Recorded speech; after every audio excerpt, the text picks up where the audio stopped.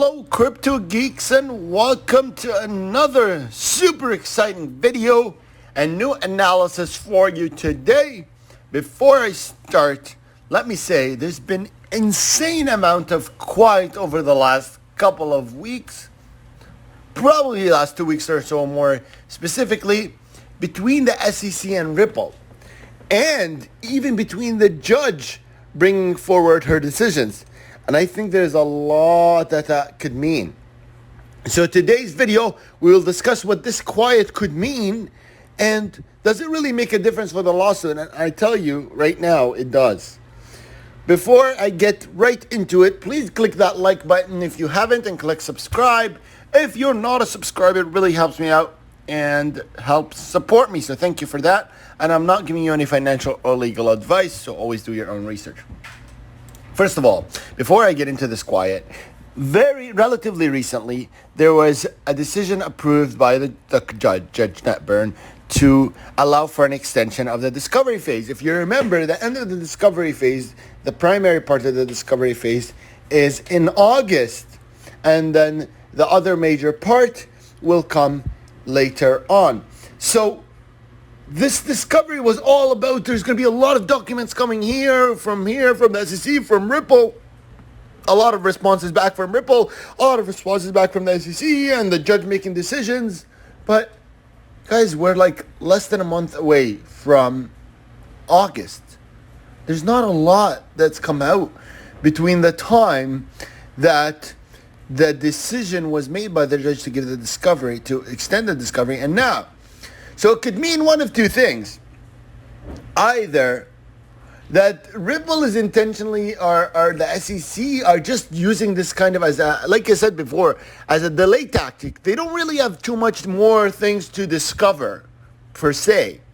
They're just using it as a delay tactic to try and push this case as forward as slow as they can, and really proves that point that was mentioned earlier at the beginning that I mentioned. If you look at my video, when that initial extension was approved, I told you that the judge is approving this extension not just for the SEC, but she's doing it more for herself, because she has a lot of documents on her plate that she needs to review thoroughly, especially that she's not a crypto expert per se. So this is actually proving that there's not too much that's been happening beyond documents that were already released before the approval of the actual the extension. Moreover, it could be that the SEC themselves are now trying to take it easy on Ripple, given that there's this big, they've realized two major things have happened after this extension.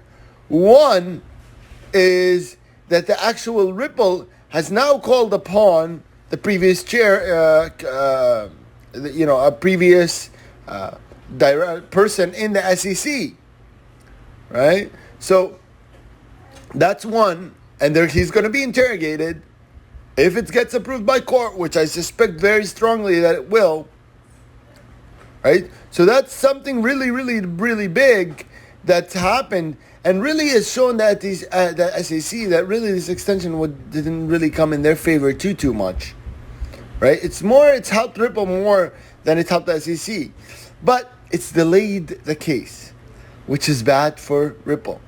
And I don't think the judge done this intentionally, but again, she actually has a lot on her plate, and you've gotten lawyers come out and say, that she has like 500 cases or whatever that she's managing at the exact same time, so she's doing all these things. But really, we're getting very close to the end of discovery. And now, because of this delay, look what's come out. Now, the Senate, or we'll say more specifically, a member of the Senate has requested that Gary Gensler submit to the Senate what he plans to do with crypto. If they think that the SEC is the best fit to regulate and monitor crypto, and that decision has to come in when? By the end of July, which is only a few days before the end of discovery. So really, the SEC is right now, I think this quiet, again, I mentioned this in previous videos, signals major, like a lot of discussions that are happening right now between Ripple and the SEC. And what really gets me to think that way is because it's not only quiet from the SEC's end of things, it's quiet from Ripple's end of things and from the court. And if the judge really knows that the SEC and Ripple are having discussions, then she's not really going to want to release any documents that favor one against the other, because she wants whatever negotiations they have to give both relatively equal arguing power, negotiating power. So if you really want to give both sides an equal negotiating power, then you have to not release too many things in favor of one side. And I think those things that are going to be in favor of one side are going to be in favor of Ripple. And I think Ripple knows that, and that's why they've requested that the court make a decision on, the questioning of SEC official by I think it's the 19th.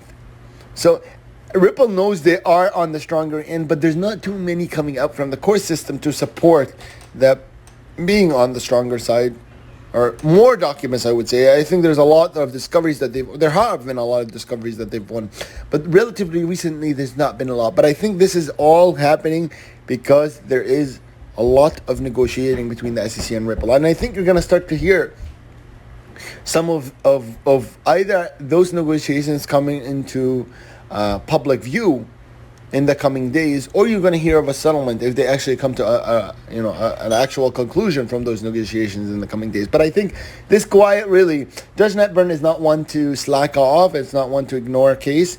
So I think this means something, and I think she's hearing, or she's being told by the SEC and Ripple that we're talking. And if that is the case, then she would rather put her attention to other files to see if a settlement comes from this. Remember, one of the documents she sent specifically addressing the SEC and Ripple and said, I would rather you guys resolve this outside of judicial jurisdiction, which is saying, I'd rather you guys solve this outside of court.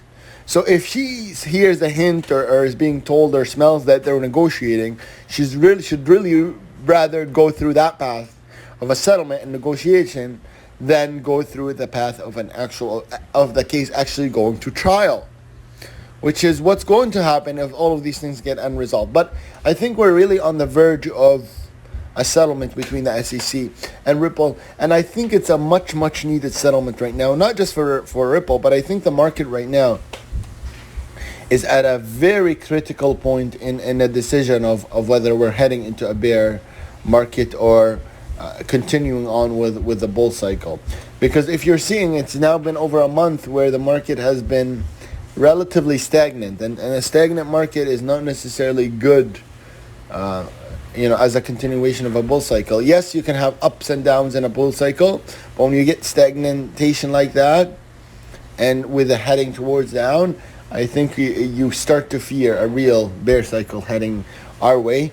Nothing is confirmed yet, but I think if we get this lawsuit settled, or if we get a solution for Ripple, I think this could be the trigger, really, that reinitiates and reactivates the bull cycle again. And I think, and I'm being very optimistic here, and I think it is a very strong possibility that we'll hear of a settlement in the coming days. If we don't hear of a settlement, we're going to have to hear of a decision sometime soon. I mean, the latest would be the 19th, probably a decision on hearing about Hinman and whether he's going to be deposed.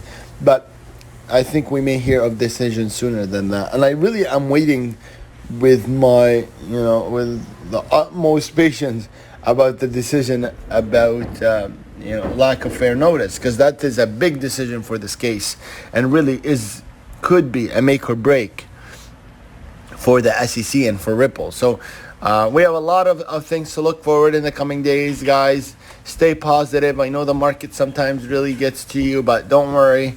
Things won't stay with the way they are. And I mean, even if we are heading into, or we are in a bear cycle, I don't think we are right now. But if we are, I mean, the numbers that we're seeing right now are relatively good for a bear cycle, if we are in it. And like I said, I think this end of this lawsuit is really the initiation of, may not be a bear cycle, but initiation of a stronger bull cycle for altcoins in general, more specifically for XRP.